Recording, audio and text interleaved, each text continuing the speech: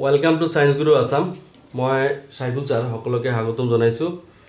আজি চোৱা আমি তোমালোকৰ ক্লাছ 10 সায়েন্সৰ 15th চেপ্টাৰ আমাৰ পৰিৱেশ আমাৰ এনভায়ৰনমেন্ট এই চেপ্টাৰটো আমি আলোচনা কৰিম। চোৱা তোমালোকে ইতিমধ্যে ফুল চেপ্টাৰৰ এটা ভিডিঅ' তোমালোকক পঠিওৱা হৈছিল, তোমালোকে চাইছা নে? হয় স্যাৰ। ওকে, তাতে অকল ৰিডিউচ কৰা সিলেবাছটোৱে আমি পঢ়া নাছিলোঁ, যিটো শেষৰ ফালে পৰিৱেশৰ ওপৰত ইয়াৰ প্ৰভাৱ এইটো পইণ্ট আমি বাদ আছিল, বাকীবিলাক ইতিমধ্যে আলোচনা কৰা হৈছে। তোমালোকে জানা নেকি যে বিশ্ব পৰিৱেশ দিৱস কেতিয়া পালন কৰা হয়?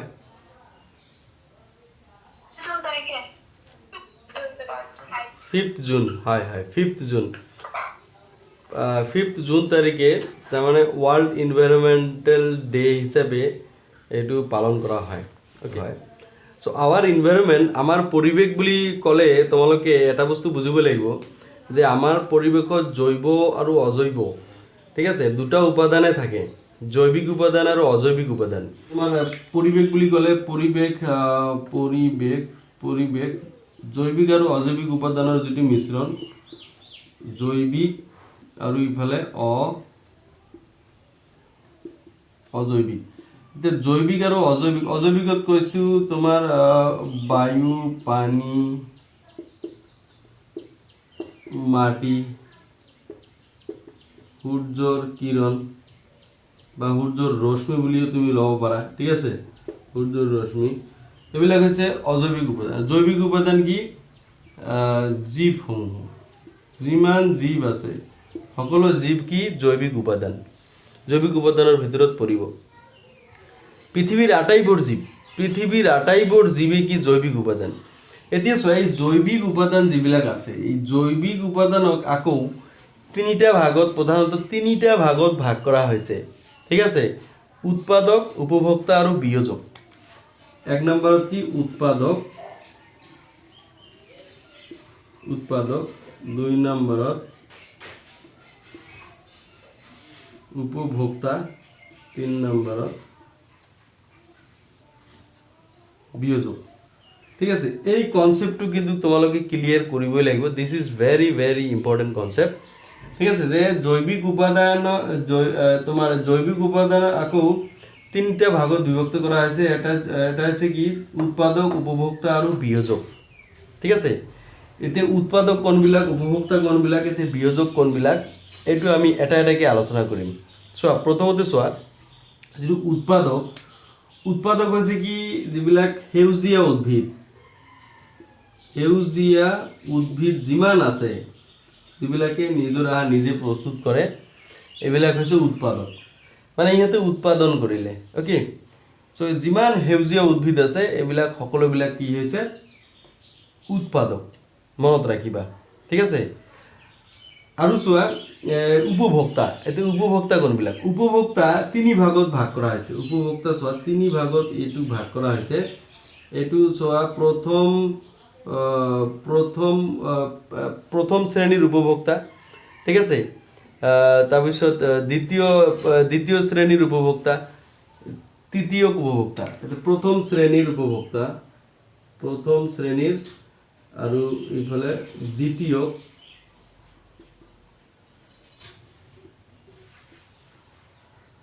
দ্বিতীয় উপভোক্তা, তাৰপিছত কি তৃতীয়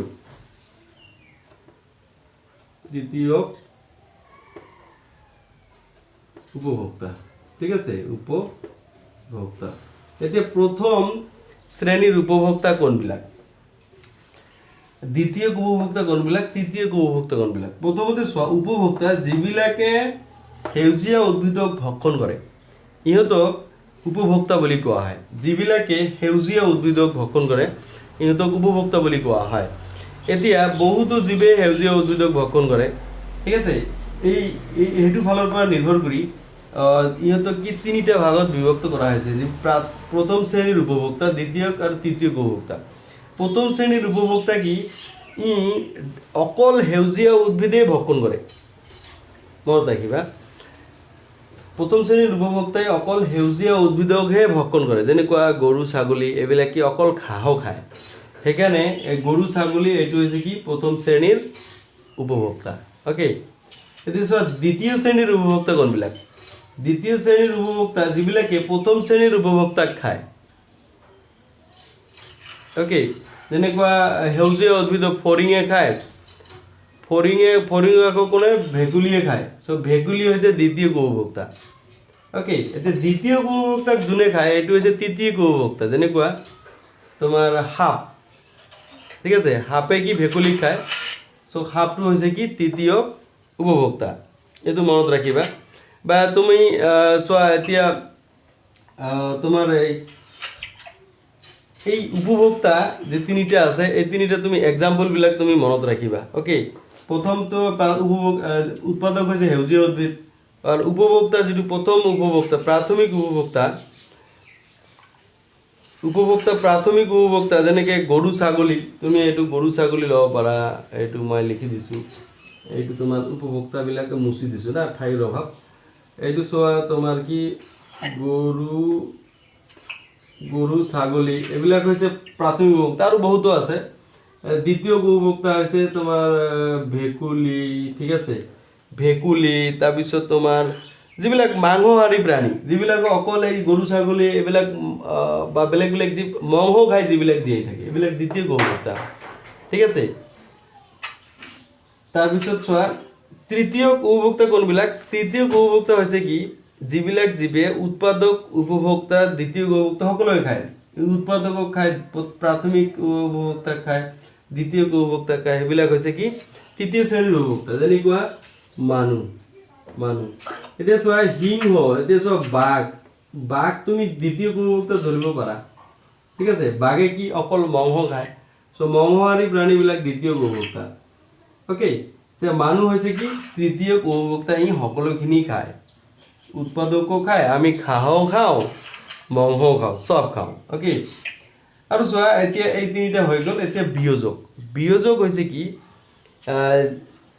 যিবোৰ জীৱে মৃত জীৱৰ শৰীৰৰ বিভিন্ন জটিল যৌগসমূহ ভাঙি সৰল উপাদানত পৰিণত কৰে, সেই শ্ৰেণীৰ জীৱবিলাকক কি বুলি কোৱা হয়?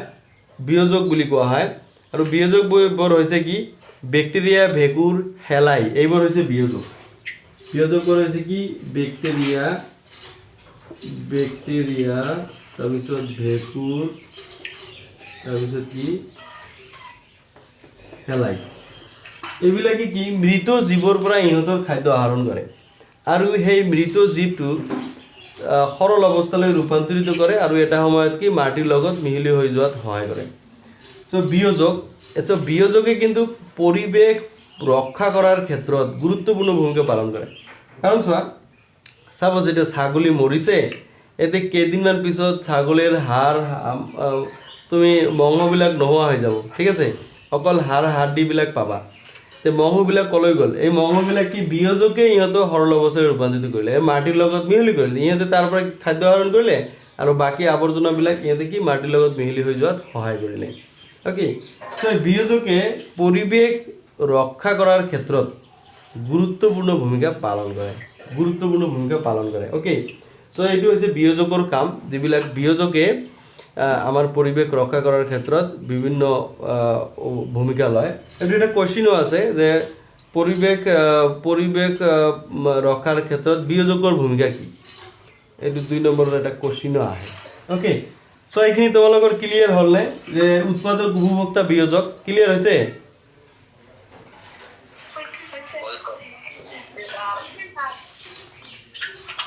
হয়, তোমালোকে চোৱা এইবিলাকৰ কিন্তু পৰীক্ষাত তোমাৰ বিভিন্ন এংগেলত কুৱেশ্যন সোধে। তোমালোকে ভিডিঅ'টো যদি চাইছা, ভিডিঅ'ত গোটেইখিনি ক্লিয়াৰ হৈছে।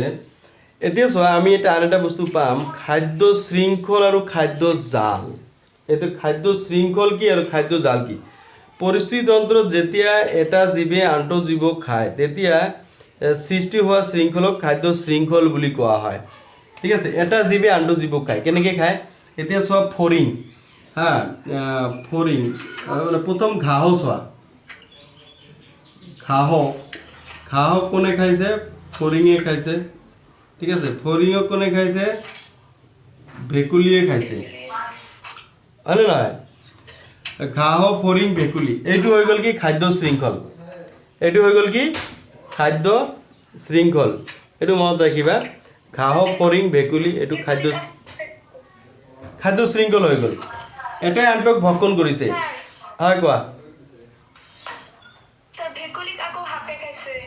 ভেকুলী সাপে খাব পাৰে ভেকুলী সাপে খাইছে এইটো খাদ্য শৃংখল সাপক আকৌ ইগলে খাইছে হয় ভেকুলীক আকৌ সাপে খাইছে সাপক আকৌ কি ইগলে খাইছে ইগল যে এইটো হৈছে কি খাদ্য শৃংখল এটা আনটো জীৱক কি ভক্ষণ কৰিছে এতিয়া তুমি ভেকুলী ফৰিং ঘাঁহ লিখিলে নহ'ব এইটো কাৰ চিহ্নৰ দ্বাৰা বুজোৱা হয় কোনে কাক খাইছে এনেদৰে চোৱা এটা জীৱৰ পৰা আন এটা জীৱে কি কয় শক্তি আহৰণ কৰিছে ইহঁতক ভক্ষণ কৰি কি শক্তি আহৰণ কৰিছে চ' এনেকৈ পৰিস্থিতিতন্ত্ৰত এটা স্তৰৰ পৰা আন এটা স্তৰলৈ শক্তি স্থানান্তৰণ হয় চ' ইয়াক আকৌ পৌষ্টিক স্তৰ বুলি কোৱা হয় তুমি এতিয়া চোৱা ঘাঁহ হৈছে উৎপাদকৰ পৰা উপভোক্তাই শক্তি লাভ কৰে চোৱা যে ভেকুলী প্ৰথম শ্ৰেণীৰ উপভোক্তা ফৰিং প্ৰথম শ্ৰেণীৰ উপভোক্তা ঠিক আছে আৰু দ্বিতীয় শ্ৰেণীৰ উপভোক্তা হৈছে ভেকুলী ঠিক আছে আকৌ দ্বিতীয় শ্ৰেণীৰ উচ্চ স্তৰৰ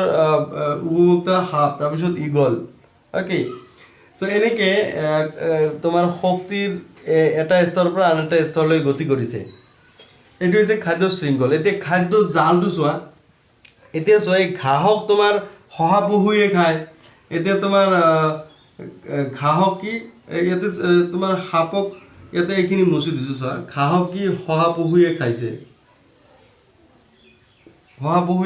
ঠিক আছে শহাপহুক আকৌ কি চিলনীয়ে খাইছে চিলনী ঠিক আছে আকৌ তুমি এনেকৈ ল'ব পাৰা ঘাঁহক কি তোমাৰ নিগনিয়ে খাইছে নিগনি ঠিক আছে নিগনি খাইছে নিগনি এতিয়া নিগনি কোনে খাইছে নিগনিক তোমাৰ সাপে খাইছে ঠিক আছে এতিয়া সাপক কোনে খাইছে আকৌ চিলনীয়ে খাইছে আকৌ ভেকুলী কোনে খাইছে আকৌ সাপে খাইছে ঠিক আছে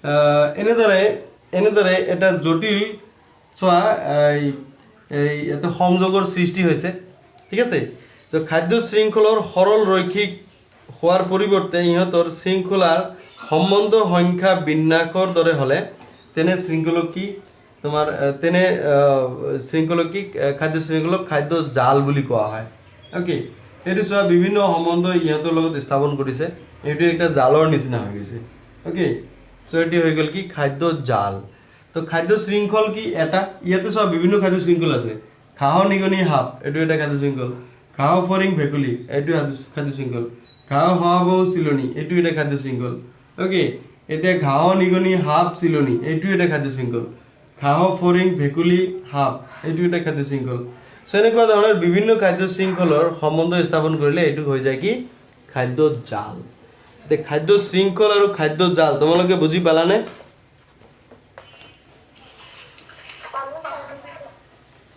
হয় এতিয়া চোৱা আন এটা বস্তু আছে এইটো হৈছে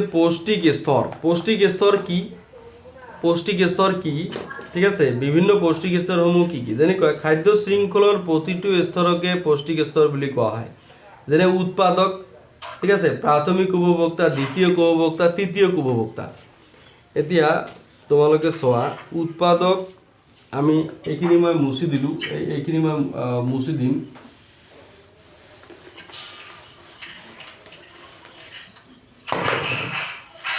চোৱা পৌষ্টিক স্তৰ যদি আমি চাওঁ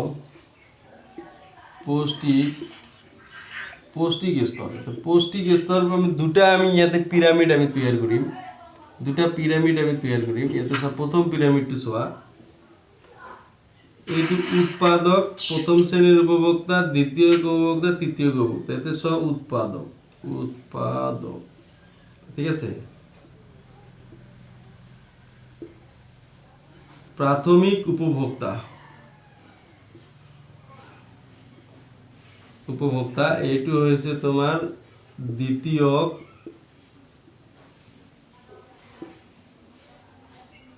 এইটো হৈছে তোমাৰ তৃতীয় উপভোক্তা হৈছে উৎপাদক প্ৰাথমিক উপভোক্তা দ্বিতীয় উপভোক্তা তৃতীয় উপভোক্তা এই চাৰিটা হৈছে তোমাৰ পৌষ্টিক স্তৰ এতিয়া পৌষ্টিক স্তৰ যদি আমি চাওঁ এইটো প্ৰথম পৌষ্টিক স্তৰ প্ৰথম ঠিক আছে এইটো তোমাৰ কি দ্বিতীয় এইটো তোমাৰ কি তৃতীয় এইটো তোমাৰ কি চতুৰ্থ চতুৰ্থ কি এইবিলাক হৈছে পৌষ্টিক স্তৰ এতিয়া চোৱা এই উৎপাদকত কি থাকে সেউজীয়া উদ্ভিদ উৎপাদকত কি থাকিব সেউজীয়া উদ্ভিদ থাকিব মই আন এটা তোমাৰ ইয়াতে আমি পিৰামিড আঁকিম যিটো পিৰামিডত মই দেখুৱাই দিম চোৱা এইটো কি সেউজীয়া উদ্ভিদবোৰ থাকিব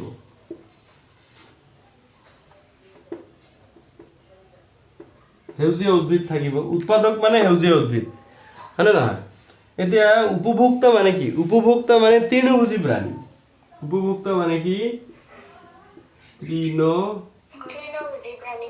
তৃণভোজী প্ৰাণী আৰু দ্বিতীয় উপভোক্তা কি মাংসহাৰী প্ৰাণী মাংসহাৰী প্ৰাণী বা মাংসভোজী প্ৰাণী বুলিও ক'ব পাৰা আৰু উচ্চ স্তৰৰ আৰু ওপৰটো চতুৰ্থটো কি উচ্চ স্তৰৰ মাংসহাৰী প্ৰাণী উচ্চ স্তৰৰ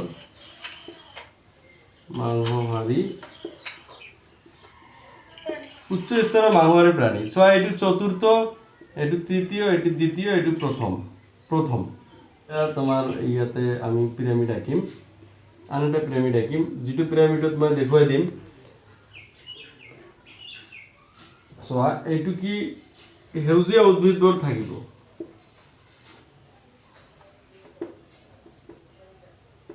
সেউজীয়া উদ্ভিদ থাকিব উৎপাদক মানে সেউজীয়া উদ্ভিদ হয়নে নহয় এতিয়া উপভোক্তা মানে কি উপভোক্তা মানে তৃণভোজী প্ৰাণী উপভোক্তা মানে কি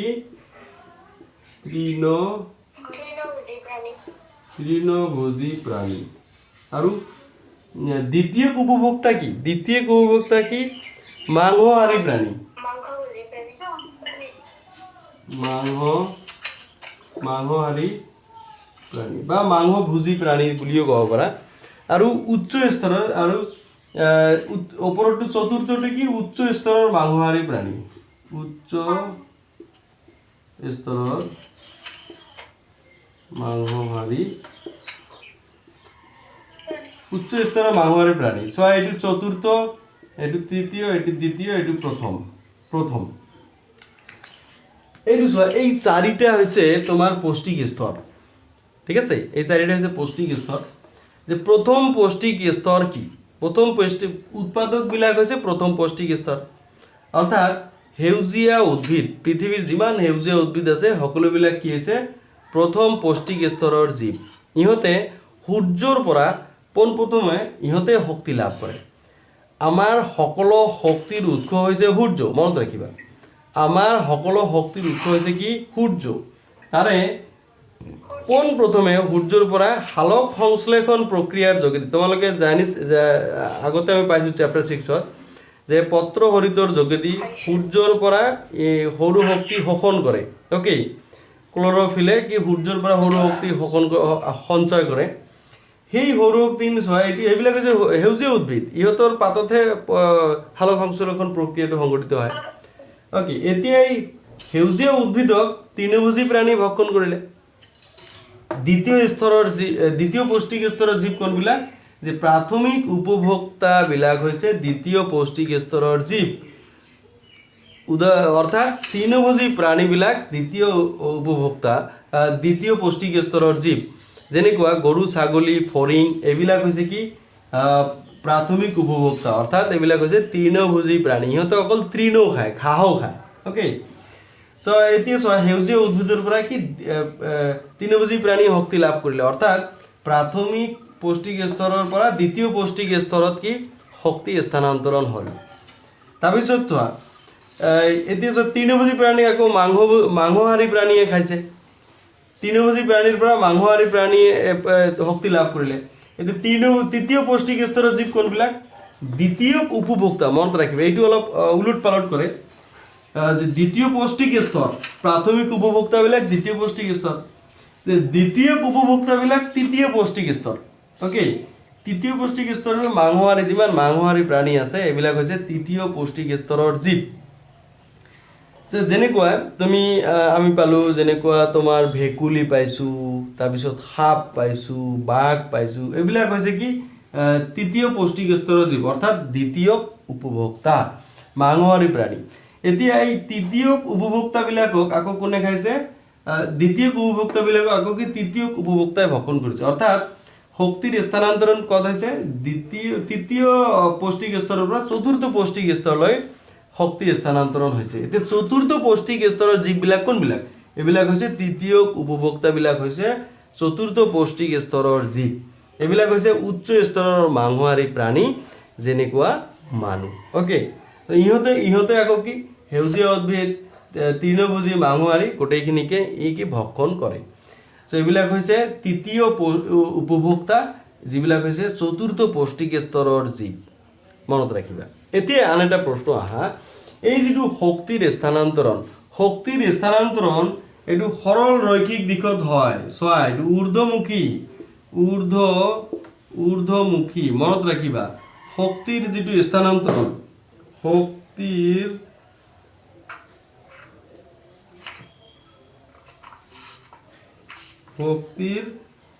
স্থানান্তৰণ একমুখী দিশত হয়, সৰল ৰৈখিক দিশত হয়। যিটো শক্তি সূৰ্যৰ পৰা প্ৰাথমিক উপভোক্তাই লাভ কৰিব, সেই শক্তিখিনি আকৌ সূৰ্যলৈ উভতি যাব নোৱাৰে। অ'কে, এতিয়া সেউজীয়া উদ্ভিদ অৰ্থাৎ প্ৰাথমিক পৌষ্টিক স্তৰৰ জীৱৰ পৰা যিটো শক্তি দ্বিতীয় পৌষ্টিক স্তৰৰ জীৱে লাভ কৰিব, অৰ্থাৎ তৃণভোজী প্ৰাণীয়ে লাভ কৰিব, সেই শক্তিখিনি আকৌ সেউজীয়া উদ্ভিদলৈ উভতি যাব নোৱাৰে। কথাটো বুজি পাইছেনে? পইণ্ট টু বি নোটেড হিয়াৰ। এতিয়া যিটো শক্তি দ্বিতীয় পৌষ্টিক স্তৰৰ পৰা তৃতীয় পৌষ্টিক স্তৰত গৈছে, অৰ্থাৎ তৃণভোজী প্ৰাণীৰ পৰা মাংসহাৰী প্ৰাণীলৈ গৈছে, সেই শক্তিখিনি আকৌ তৃণভোজী প্ৰাণীয়ে লাভ কৰিব নোৱাৰে। ঠিক সেইদৰে তৃতীয় পৌষ্টিক স্তৰৰ পৰা যিটো শক্তি চতুৰ্থ পৌষ্টিক স্তৰত গৈছে, অৰ্থাৎ মাংসহাৰী প্ৰাণীৰ পৰা উচ্চ স্তৰৰ মাংসহাৰী প্ৰাণীয়ে যিখিনি শক্তি লাভ কৰিছে, সেই শক্তিখিনি আকৌ কি পুনৰাই আগৰ পৌষ্টিক স্তৰত উভতি আহিব নোৱাৰে। চ' সেইকাৰণে মনত ৰাখিবা, সূৰ্যৰ পৰা অহা শক্তি প্ৰথমে প্ৰাথমিক পৌষ্টিক স্তৰ, তাৰপিছত দ্বিতীয় পৌষ্টিক স্তৰ, তাৰপিছত তৃতীয় পৌষ্টিক স্তৰ, তাৰপিছত চতুৰ্থ পৌষ্টিক স্তৰলৈ ঊৰ্ধ্বমুখী দিশত সৰল ৰৈখিক দিশত গতি কৰে।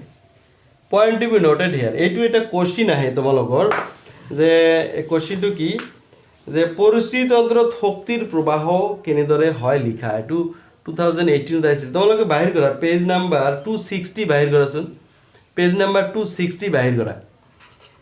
260 তোমালোকে এনেকুৱা এটা ছবি পাবা, চোৱা, এইটো হৈছে শক্তিৰ স্থানান্তৰণ ইয়াতে দেখুওৱা হৈছে, পৰিস্থিতিতন্ত্ৰত শক্তিৰ পৰিবহনৰ চিত্ৰ। এই চিত্ৰটোৱে পৰীক্ষাত আহিছিল 2018ত। অকল চিত্ৰটো আঁকিব লাগিব। এনেকৈ সূৰ্যৰ পোহৰ কাৰ চিহ্ন দি প্ৰথম, তাৰপিছত উৎপাদক আহিলে, উৎপাদক মিনছ যে প্ৰথম পৌষ্টিক স্তৰ, সূৰ্যৰ পোহৰৰ পৰা উৎপাদক আহিলে, তাৰপিছত কি তৃণভোজী প্ৰাণী আহিলে, অৰ্থাৎ দ্বিতীয় পৌষ্টিক স্তৰ, তাৰপিছত কি মাংসহাৰী প্ৰাণী আহিলে, অৰ্থাৎ তৃতীয় পৌষ্টিক স্তৰ, তাৰপিছত কি উচ্চ স্তৰৰ মাংসহাৰী প্ৰাণী আহিলে, যিটো চতুৰ্থ পৌষ্টিক স্তৰ। কথাটো বুজি পাইছা তোমালোকে?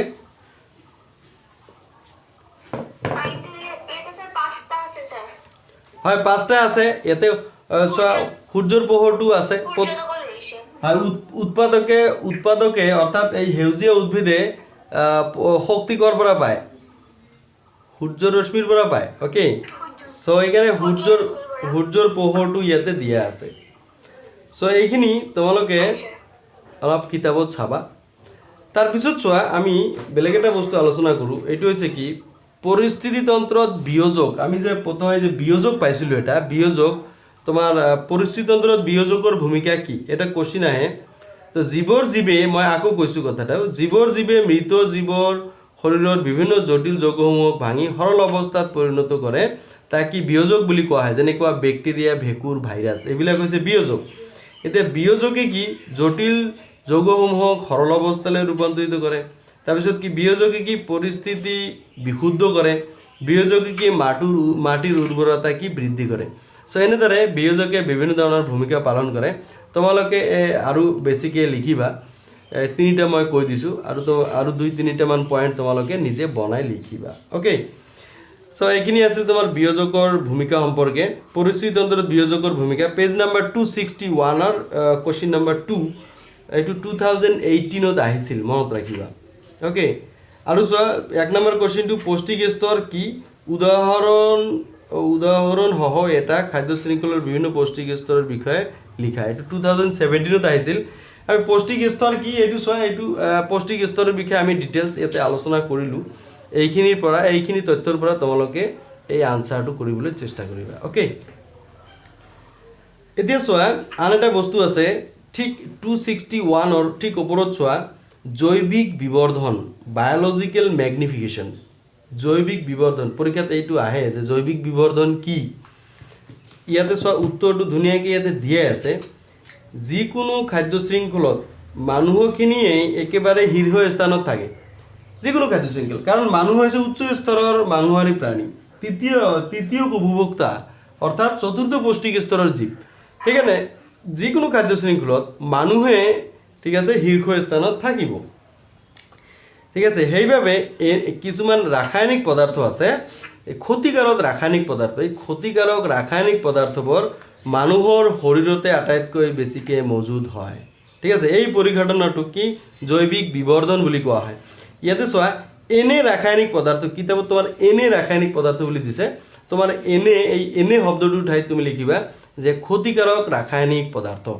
ওকে ক্ষতিকাৰক ৰাসায়নিক পদাৰ্থ সেইভাবে ক্ষতিকাৰক ৰাসায়নিক পদাৰ্থ মানুহৰ শৰীৰতে বেছিকৈ মজুদ হয় মই আকৌ কৈছোঁ যে যিকোনো খাদ্য শৃংখলত মানুহ আটাইতকৈ শীৰ্ষ স্থানত থাকে সেইভাবে ক্ষতিকাৰক ৰাসায়নিক পদাৰ্থবোৰ মানুহৰ শৰীৰতে আটাইতকৈ বেছি মজুদ হয় এই পৰিঘটনাটোক জৈৱিক বিবৰ্ধন অৰ্থাৎ বায়োলজিক্যাল ম্যাগনিফিকেশন বুলি কোৱা হয় ওকে ক্লিয়াৰ হৈছে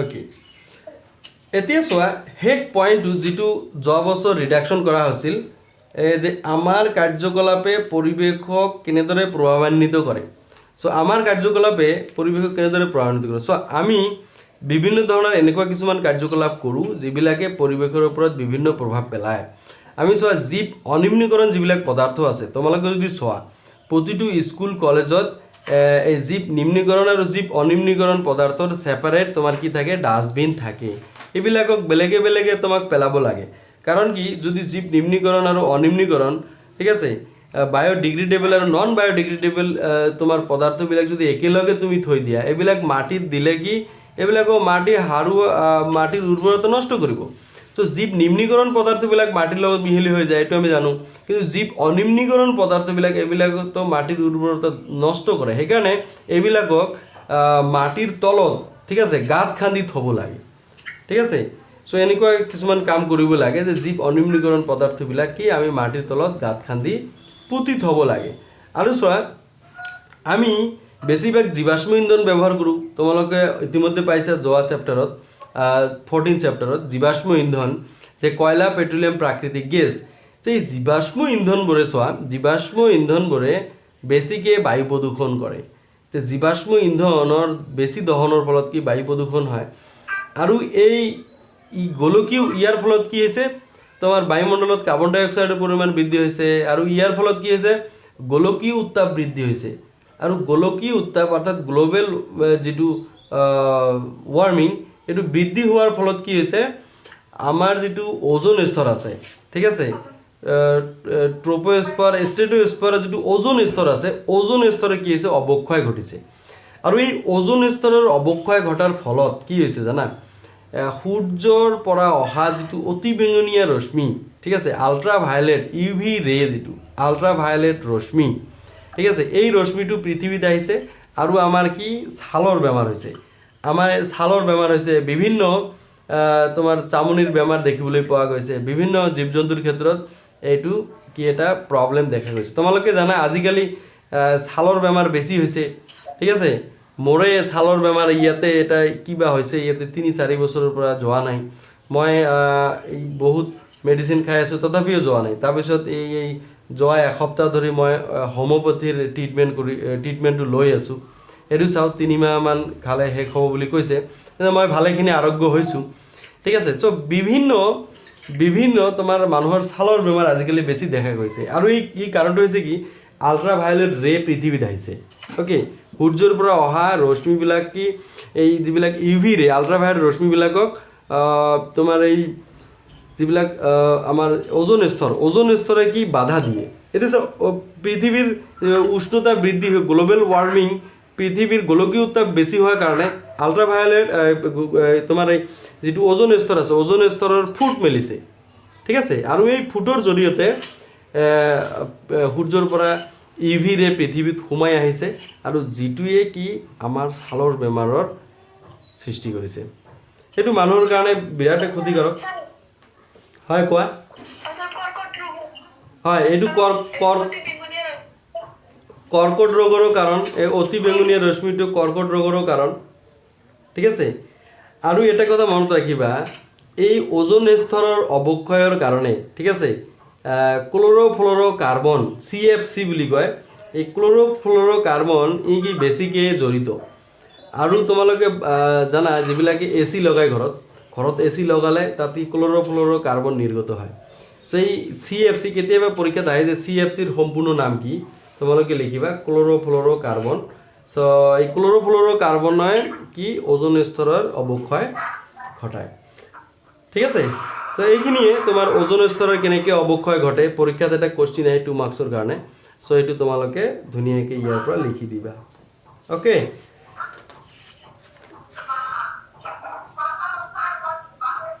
আৰু এটা কুৱেশ্যন আছে যিটো হৈছে কি ওজন কি আৰু ই কোন পৰিস্থিতিতন্ত্ৰত কেনেদৰে প্ৰভাৱ পেলায় এইটো তোমালোকে লিখিব পাৰিবা যেহেতু তোমাৰ কনচেপ্টটো যেতিয়া আহি যাব তুমি এইটোও লিখিব পাৰিবা অ'কে এতিয়া নেক্সট 2 নম্বৰ এটা কুৱেশ্যন আছে পেজ নম্বৰ 264ৰ কুৱেশ্যন নম্বৰ 2 এইটো চোৱা যে পেলনীয়া আৱৰ্জনা সমস্যা হ্ৰাস কৰিবলৈ তুমি কি পদক্ষেপ গ্ৰহণ কৰিবা ইয়াৰ যিকোনো দুটা পদ্ধতিৰ বিষয়ে লিখা তুমি পেলনীয়া আৱৰ্জনা যিটো আছে পেলনীয়া আৱৰ্জনা যিটো সমস্যা এইটো তুমি হ্ৰাস কৰিবলৈ তুমি কেনেকুৱা ধৰণৰ পদক্ষেপ ল'বা যিকোনো দুটা পদ্ধতিৰ বিষয়ে ইয়াতে ল'ব দিছে চ' তুমি বিভিন্ন পদ্ধতি ল'ব পাৰা যেনেকুৱা পেলনীয়া আৱৰ্জনা য'তে ত'তে নেপেলাই নিৰ্দিষ্ট ঠাইত পেলাব লাগে এইটো এটা পদ্ধতি তুমি ল'ব পাৰা 2 নম্বৰত তুমি ল'ব পাৰা যে পেলনীয়া বস্তুবোৰৰ পৰা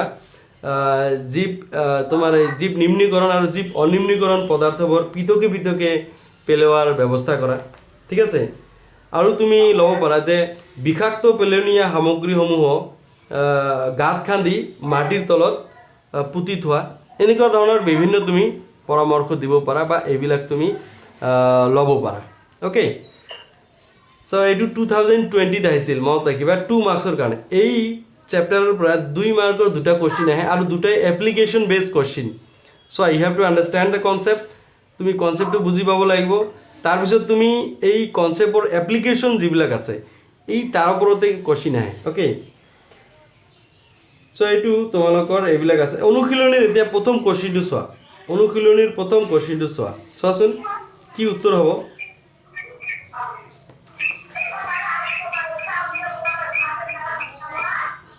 অডিঅ' বন্ধ কৰা বাবুল তোমাৰ অডিঅ'টো বাজি আছে switch off Euro audio' all of you switch off your audio প্ৰথম কোশ্চিনটোৰ উত্তৰ কৰা তলত উল্লেখ কৰা কোনখিনি কেৱল জীৱ নিম্নীকৰণ পদাৰ্থ আছে চোৱা অকল জীৱ নিম্নীকৰণ বুলি কৈছে হা প্ৰথমটো চোৱাচোন ইয়াতে কি আছে ঘাঁহ ফুল চামৰা জীৱ নিম্নীকৰণ চ' চামৰাটো কি চামৰা জীৱ নিম্নীকৰণ নে জীৱ অনিম্নীকৰণ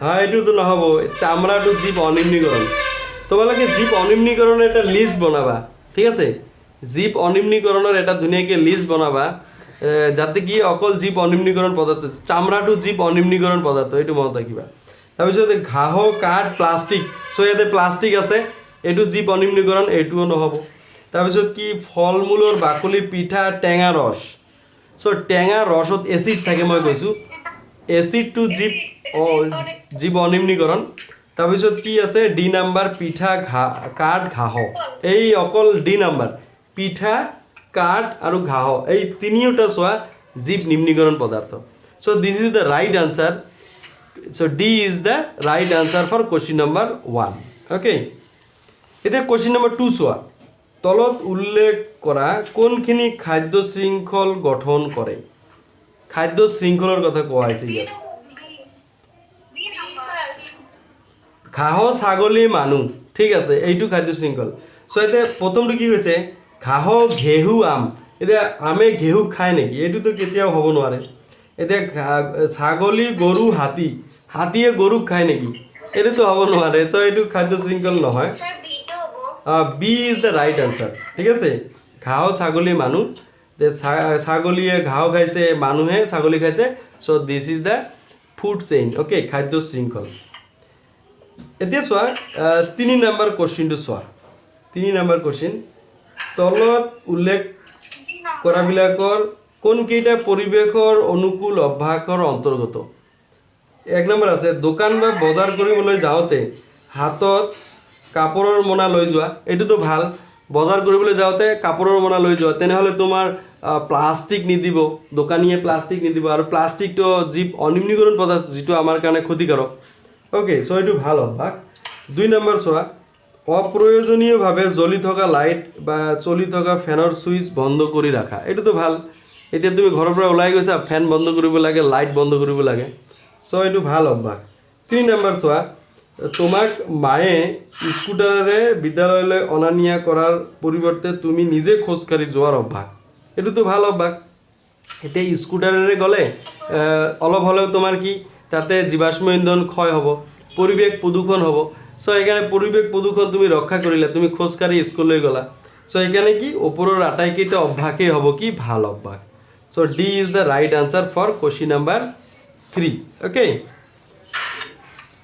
so this one next question যেটো আছে কোশ্চিন নাম্বার 4 কোশ্চিন নাম্বার 4 টু চোৱা কোনো এটা পৌষ্টিক স্তৰৰ সকলোবিলাক জীৱকে ধ্বংস কৰি পেলালে কি ঘটিব ভেৰি ইন্টাৰেস্টিং কোশ্চিন কোনো এটা পৌষ্টিক স্তৰৰ জীৱ যদি ধ্বংস কৰি পেলোৱা হয় তেনেহলে কি ঘটিব সাপোজ তুমি ধৰি লোৱা ইয়াত এইবিলাক পৌষ্টিক স্তৰ চাৰিটা পৌষ্টিক স্তৰ আছে ঠিক আছে তো তৃতীয় পৌষ্টিক স্তৰৰ জীৱ আমি ধ্বংস কৰি পেলালো যিমান তৃণভোজী প্ৰাণী আছে সকলোবিলাক তৃণভোজী প্ৰাণী কি হৈ গ'ল ধ্বংস হৈ গ'ল বা আমি ধ্বংস কৰি পেলালো ঠিক আছে গৰু ছাগলী ফৰিং এইবিলাক একো নাই তেনেহলে কি ঘটনা হ'ব তেনেহলে কি হ'ব জানা আগৰ যেটো পৌষ্টিক স্তৰ আছে মাংসভোজী প্ৰাণীৰ খাদ্য নোহোৱা হৈ যাব কাৰণ মাংসভোজী প্ৰাণী তেতিয়া খাদ্যৰ অভাৱত কি মৰিব এতিয়া মাংসভোজী প্ৰাণী যদি খাদ্যৰ অভাৱত মৰে তেনেহলে উচ্চ স্তৰৰ মাংসভোজী প্ৰাণীৰ খাদ্যৰ অভাৱত মৰিব কিন্তু আগৰ যেটো পৌষ্টিক স্তৰ অৰ্থাৎ যেটো উৎপাদক আছে ঠিক আছে হেউজিয়া উদ্ভিদ যিবিলাক আছে হেউজিয়া উদ্ভিদৰ অত্যাধিক পৰিমাণে ইহঁতৰ কি বৃদ্ধি হ'ব ঠিক আছে কাৰণ ইহঁতক খাবলগীয়া আৰু কোনেও নাই তৃণভোজী প্ৰাণী গোটেইখিনি ধ্বংস হৈ গৈছে সো এখানে কি হেউজিয়া আগৰ যেটো পৌষ্টিক স্তৰৰ জীৱ অত্যাধিক পৰিমাণে বৃদ্ধি পাব আৰু পৰৱৰ্তী পিছৰ পৌষ্টিক স্তৰৰ জীৱবিলাকে খাদ্যৰ অভাৱত ভুগিব ওকে হ্ৰাস পাব ইহঁতে কি খাদ্যৰ অভাৱত ভুগিব আৰু ইহঁতে কি মৃত্যুবৰণ হ'ব ইহঁতৰ সংখ্যাটো কি হ'ব হ্ৰাস হৈ যাব সো এনেকুৱা ধৰণৰ তোমালোকে 2 মাৰ্কছৰ কাৰণে এই আনসাৰবিলাক লিখিবা ওকে কিছুমান আনসাৰ মই লিখি দিছো পিডিএফত আৰু কিছুমান কিন্তু দিয়া নাই সো নিদিয়াবিলাক তোমালোকে নিজে ট্ৰাই কৰিবা কাৰণ মেইন বুকসটো তোমালোকে ফলো কৰিব লাগিব always you have to follow the main books এতিয়া চোৱা নেক্সট যিবিলাক কোশ্চিন আছে যে বেলেগ বেলেগ পৌষ্টিক স্তৰৰ পৰা সকলোবিলাক জীৱক ধ্বংস কৰি পেলালে প্ৰত্যেক পৌষ্টিক স্তৰৰ ফলাফলৰ সৈতে একেদৰে প্ৰভাৱ পৰিবনে পৌষ্টিক স্তৰৰ কোনো হানি নোহোৱাকৈ যিকোনো এটা পৌষ্টিক স্তৰৰ সকলোবিলাক জীৱকে আঁতৰাব পাৰিনে এইটো কেতিয়াও হ'ব নোৱাৰে পৰিৱেশৰ হানি নোহোৱাকৈ পৌষ্টিক স্তৰৰ কোনো স্তৰৰ জীৱকে আমি আঁতৰাব নোৱাৰো প্ৰতিটো পৌষ্টিক স্তৰৰ জীৱৰ প্ৰয়োজন আছে কাৰণ কি এটা পৌষ্টিক স্তৰৰ জীৱৰ পৰা আন এটা পৌষ্টিক স্তৰৰ জীৱে কি শক্তি আহৰণ কৰে আৰু আমি জানো শক্তিৰ স্থানান্তৰটো সদায় সৰল ৰৈখিক দিশত ঊৰ্ধ্বমুখী দিশত হয় ঠিক আছে সেইকাৰণে যিকোনো এটা পৌষ্টিক স্তৰৰ জীৱ যদি নোহোৱা হয় তেনেহলে কি তাৰ আগৰ পৌষ্টিক স্তৰৰ জীৱ অত্যাধিক পৰিমাণে বৃদ্ধি হয় আৰু পৰৱৰ্তী পৌষ্টিক স্তৰৰ জীৱৰ সংখ্যা কি হ্ৰাস পায় কাৰণ ইহঁতে খাদ্যৰ অভাৱত ভোগে ওকে কিন্তু বেলেগ বেলেগ পৌষ্টিক স্তৰৰ জীৱ নোহোৱা হলে অলপ বেলেগ বেলেগ ধৰণে প্ৰভাৱ পৰে এতিয়া চোৱা হেউজিয়া উদ্ভিদ যদি নোহোৱা হয় তেনেহলে প্ৰথমতে তৃণভোজী উদ্ভিদৰ সংখ্যা কমিব খাদ্যৰ অভাৱত ভুগিব অৰ্থাৎ ইহঁতৰ সংখ্যা হ্ৰাস পাব, তাৰপিছত মাংসহাৰী, তাৰপিছত উচ্চ স্তৰৰ মাংসহাৰী। কিন্তু যদি মাজৰ পৌষ্টিক স্তৰৰ জীৱ কোনো এটা নোহোৱা হয় তেনেহ'লে চোৱা আগৰ পৌষ্টিক স্তৰৰ জীৱ কি অত্যাধিক পৰিমাণে বৃদ্ধি পাব। চাপ'জ মাংসহাৰী প্ৰাণী যদি নোহোৱা হয় তেনেহ'লে কি তৃণভোজী প্ৰাণীৰ সংখ্যা অত্যাধিক পৰিমাণে বৃদ্ধি পাব, কাৰণ কি মাংসহাৰী প্ৰাণীয়ে তৃণভোজী প্ৰাণীক খায়। এতিয়া তৃণভোজী প্ৰাণী যেতিয়া বেছি হ'ব তেনেহ'লে কি ইহঁতে আকৌ খাদ্যৰ অভাৱত ভুগিব, কাৰণ সেউজীয়া উদ্ভিদৰ সংখ্যাটো একেই আছে। চ' সেউজীয়া উদ্ভিদৰ সংখ্যা যিহেতু একেই, ইহঁতে তৃণভোজী প্ৰাণীৰ সংখ্যা অত্যাধিক পৰিমাণে বৃদ্ধি পাব। কিয়? কাৰণ মাংসহাৰী প্ৰাণীবিলাক নোহোৱা হৈ গৈছে। ঠিক আছে, আৰু ইয়াৰ প্ৰভাৱত কি উচ্চ স্তৰৰ মাংসহাৰী প্ৰাণীয়ে খাদ্যৰ অভাৱত ভুগিব আৰু ইহঁতৰ সংখ্যা হ্ৰাস পাব। কিন্তু এটা কথা মনত ৰাখিবা, পিৰামিডটো আমি এনেকৈ কিয় দিছোঁ, পিৰামিডটো আমি এনেকৈ কিয় দিছোঁ তোমালোকে মনত ৰাখিবা। এনেকৈ দিয়াৰ কাৰণটো হৈছে কি, সেউজীয়া উদ্ভিদৰ সংখ্যা পৃথিৱীত আটাইতকৈ বেছি। তাৰপিছত শক্তিৰ যিমানেই স্তৰ আমি ওপৰ ফালে যাম, প্ৰথম স্তৰৰ পৰা দ্বিতীয় স্তৰত যাম, ইয়াতে প্ৰাণীৰ সংখ্যাটো কমিব, জীৱৰ সংখ্যাটো ইয়াতে কমিব। তৃতীয় স্তৰত গ'লে আৰু কমিব, চতুৰ্থ স্তৰত গ'লে আৰু কমিব। ঠিক আছে, এনেদৰে পিৰামিডটো সেইকাৰণে ইফালে দিয়া হৈছে। এতিয়া চোৱা, সেউজীয়া তৃণভোজী প্ৰাণী বহুতো সেউজীয়া উদ্ভিদ খায়, তাৰ পৰা সিহঁতে শক্তি আহৰণ কৰে। অ'কে, চ' তৃণভোজী প্ৰাণীৰ পৰা মাংসভোজী প্ৰাণী শক্তি আহৰণ কৰে। এতিয়া মাংসভোজী প্ৰাণীৰ সংখ্যাটো কিন্তু কম, তৃণভোজীতকৈ কম। অ'কে, উচ্চ স্তৰৰ মাংসহাৰী প্ৰাণী আকৌ মাংসহাৰী প্ৰাণীতকৈ ইহঁতৰ সংখ্যাটো কম। চ' এই ক্ষেত্ৰত সেউজীয়া উদ্ভিদৰ সংখ্যা আটাইতকৈ বেছি, সেইকাৰণে ইয়াক আমি তলৰ স্তৰত ৰাখিছোঁ, অৰ্থাৎ এইটো হৈছে প্ৰথম পৌষ্টিক স্তৰৰ জীৱ। অ'কে, চ' এইখিনি কথা তোমালোকে মনত ৰাখিবা। আৰু 6 নম্বৰ যিটো কুৱেশ্যন, বায়'লজিকেল মেগনিফিকেশ্যন, জৈৱিক বিবৰ্ধন, এইটো আমি ইতিমধ্যে আলোচনা কৰিলোঁ। পৰিস্থিতি তন্ত্ৰত বেলেগ বেলেগ স্তৰত ইয়াৰ প্ৰভাৱ বেলেগ বেলেগ হ'বনে? চ' চোৱা, জৈৱিক বিবৰ্ধন বুলি ক'লে আমি জানো যে ক্ষতিকাৰক ৰাসায়নিক পদাৰ্থ মজুত হোৱা পৰিঘটনাক জৈৱিক বিবৰ্ধন বুলি কোৱা হয়। আৰু যিহেতু মানুহ আটাইতকৈ উচ্চ স্তৰৰ জীৱ, ঠিক আছে, তৃতীয় পৌষ্টিক স্তৰৰ জীৱ, অৰ্থাৎ উচ্চ স্তৰৰ মাংসহাৰী প্ৰাণী, ঠিক আছে, চতুৰ্থ পৌষ্টিক স্তৰৰ জীৱ, অৰ্থাৎ তৃতীয় উপভোক্তা। চ' সেইকাৰণে মানুহক গোটেই বেছিভাগ খাদ্য শৃংখলৰ শেষত কি মানুহ দেখিবলৈ পোৱা যায়। সেইকাৰণে মানুহৰ শৰীৰত আটাইতকৈ ক্ষতিকাৰক পদাৰ্থবিলাক বেছিকৈ মজুত হয়। এই পৰিঘটনাক জৈৱিক বিবৰ্ধন বুলি কোৱা হয়। এতিয়া ক্ষতিকাৰক পদাৰ্থ সেউজীয়া উদ্ভিদৰ ক্ষেত্ৰত কম থাকে, তাৰপিছত সেউজীয়া উদ্ভিদক তৃণভোজী প্ৰাণীয়ে ভক্ষণ কৰিলে ইহঁতৰ গাত গুচি গ'ল। ঠিক আছে, সেউজীয়া উদ্ভিদতকৈ তৃণভোজী প্ৰাণীৰ গাত অলপ বেছি হ'ব, তাৰপিছত মাংসহাৰী প্ৰাণীৰ গাত আৰু অলপ বেছি হ'ব, উচ্চ স্তৰৰ মাংসহাৰী প্ৰাণীৰ গাত কি আৰু অলপ এই ক্ষতিকাৰক পদাৰ্থবোৰ বেছি হ'ব। সেইকাৰণে শক্তিৰ প্ৰতিটো স্তৰত, পৌষ্টিক স্তৰৰ বেলেগ বেলেগ স্তৰত তোমাৰ জৈৱিক বিবৰ্ধনৰ প্ৰভাৱটো বেলেগ বেলেগ হ'ব। অ'কে, চ' প্ৰথম পৌষ্টিক স্তৰত কি জৈৱিক বিবৰ্ধনৰ যিটো পৰিমাণ এইটো কম হ'ব, কিন্তু ক্ষতিকাৰক পদাৰ্থবোৰ কমকৈ মজুত হ'ব। লাহে লাহে যিমানে ওপৰ ফালে পৌষ্টিক স্তৰৰ ওপৰ ফালে আমি যাম, সিমানে জৈৱিক বিবৰ্ধন অৰ্থাৎ কি ক্ষতিকাৰক ৰাসায়নিক পদাৰ্থ বেছিকৈ মজুত হোৱা দেখা যাব। অ'কে, চ' এইটো কুৱেশ্যন নম্বৰ 7 যিটো আছে, এইটো 2020 আহিছিল যে আমি সৃষ্টি কৰা জীৱ অনিম্নীকৰণ পদাৰ্থবিলাকৰ পৰা কি কি সমস্যা হ'ব পাৰে। আমি ইতিমধ্যে আলোচনা কৰিলোঁ যে আমি জীৱ অনিম্নীকৰণ পদাৰ্থৰ পৰা বিভিন্ন অসুবিধা হ'ব পাৰে। মাটিৰ উৰ্বৰতা হ্ৰাস হ'ব, পৰিৱেশ প্ৰদূষণ হ'ব, বায়ু প্ৰদূষণ হ'ব পাৰে, ঠিক আছে, পানী প্ৰদূষণ হ'ব পাৰে। এনেকুৱা বিভিন্ন তোমাৰ ইয়াতে পৰিৱেশৰ ওপৰত প্ৰভাৱ পৰিব। তোমালোকে এটা এটাকৈ পইণ্টছ বনাই তোমালোকে লিখিবা। 2 মাৰ্কছৰ কাৰণে তুমি 5 পইণ্টছ লিখিবা। অ'কে, যদি তোমাৰ 4টা পইণ্টছ মিনিমাম লিখিব লাগিব, যদি তোমাৰ জনা আছে তেনেহ'লে তুমি 5টামান পইণ্ট তুমি বনাই লিখিব লাগিব। আৰু চোৱা, কুৱেশ্যন নম্বৰ 8, আমি সৃষ্টি কৰা আৱৰ্জনাবিলাকৰ সকলোবিলাকেই যদি জীৱ নিম্নীকৰণ পদাৰ্থ হয় তেনেহ'লে পৰিৱেশৰ ওপৰত এনে প্ৰভাৱ নপৰাকৈ থাকিবনে? চোৱা, যদি সকলোবিলাকেই জীৱ তোমাৰ নিম্নীকৰণ হয়, জীৱ নিম্নীকৰণ পদাৰ্থ হয়, তথাপিও পৰিৱেশৰ ওপৰত কিন্তু প্ৰভাৱ পৰিব। মনত ৰাখিবা, যদিও জীৱ নিম্নীকৰণ পদাৰ্থবিলাক কি মাটিৰ লগত মিহলি হৈ যায়, ইহঁতে কি সৰল অৱস্থাত পৰিণত হয়, তথাপিও পৰিৱেশৰ ওপৰত প্ৰভাৱ পৰিব। কিয়নো যদি ইহঁতৰ পৰিমাণ অত্যাধিক পৰিমাণে বৃদ্ধি হয়, ঠিক আছে, তেনেহ'লে পৰিৱেশ প্ৰদূষণ কৰিব। আৰু কিছুমান জীৱ নিম্নীকৰণ এনেকুৱা পদাৰ্থ আছে যিবিলাকে ৰোগ বিয়পায়। চ' এইবিলাকৰ পৰাও কি পৰিৱেশৰ ওপৰত প্ৰভাৱ পৰিব। ঠিক আছে, চ' আমি গোটেইখিনি আলোচনা কৰিলোঁ। চ' এতিয়া চোৱা, তোমালোকে কোনোবাই কিবা প্ৰশ্ন সুধিবা নেকি? কোৱা।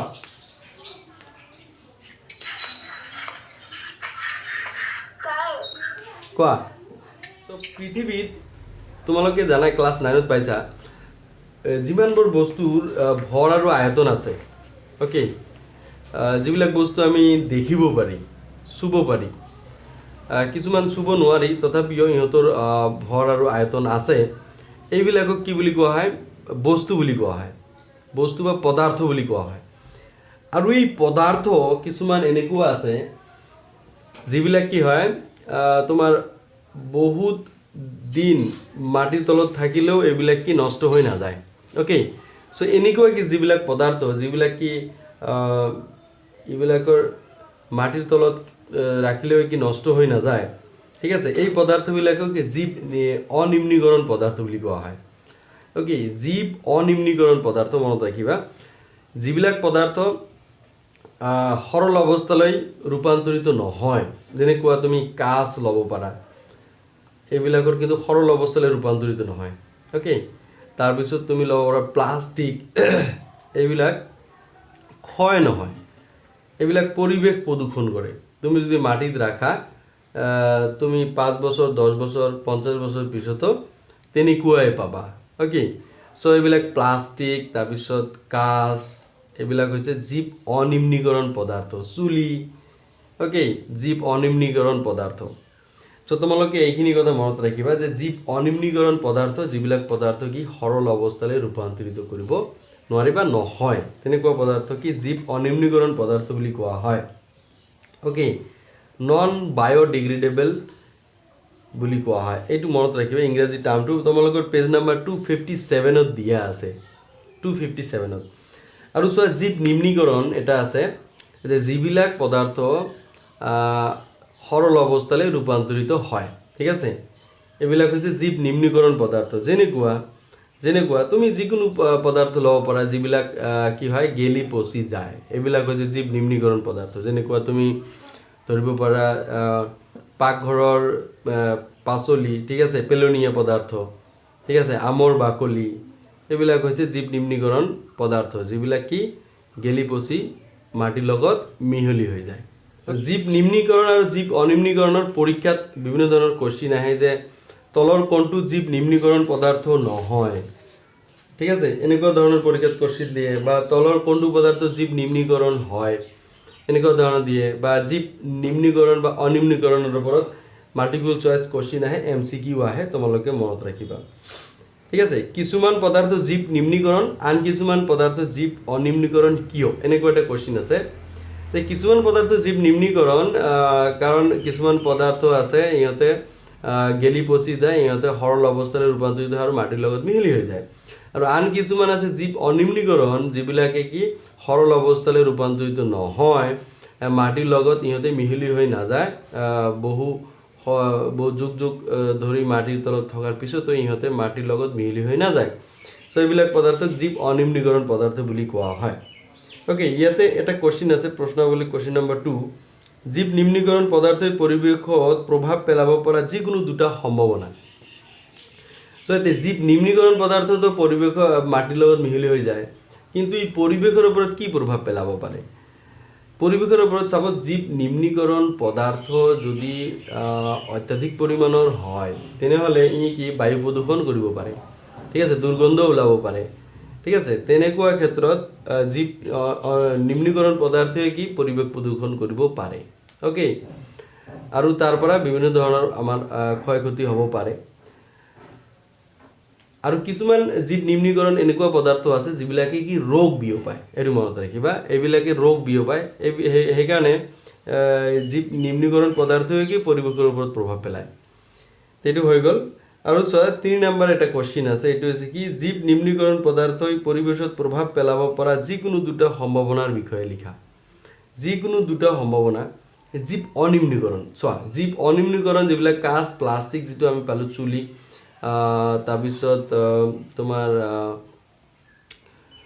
এসিড ঠিক আছে এইবিলাক জীৱ নিম্নীকৰণ পদাৰ্থ জীৱ অনিম্নীকৰণ পদাৰ্থ ইহঁতে পৰিৱেশৰ ওপৰত কি প্ৰভাৱ পেলায় জীৱ অনিম্নীকৰণ পদাৰ্থই মনত ৰাখিবা এই মাটিৰ উৰ্বৰতা হ্ৰাস কৰে ওকে আৰু জীৱ অনিম্নীকৰণ পদাৰ্থই পৰিৱেশ প্ৰদূষণ কৰে ওকে জীৱ অনিম্নীকৰণ পদাৰ্থই পানী প্ৰদূষণ কৰে ইহঁতে পানীৰ লগত মিহলি হৈ পানীও প্ৰদূষণ কৰে সো এনেদৰে বিভিন্ন ক্ষেত্ৰত কি জীৱ অনিম্নীকৰণ পদাৰ্থই আমাক কি কয় ক্ষতি সাধন কৰে এটো মনত ৰাখিবা ওকে সো জীৱ নিম্নীকৰণ আৰু জীৱ অনিম্নীকৰণৰ এইখিনি concept this is very important to understand so' তোমালোকে এইখিনি PDF-ত পাই যাবা আৰু তোমালোকে কিতাপখন অলপ পঢ়িব লাগিব অ'কে এতিয়া চোৱা পৰিস্থিতিতন্ত্ৰৰ উপাদানবিলাক আমি পৰিস্থিতিতন্ত্ৰৰ বিভিন্ন উপাদান আছে এই উপাদান সম্পৰ্কে আমি আলোচনা কৰিম চোৱা পৰিস্থিতিতন্ত্ৰত চোৱা প্ৰধানতঃ দুই ধৰণৰ উপাদান থাকে এটা জৈৱিক উপাদান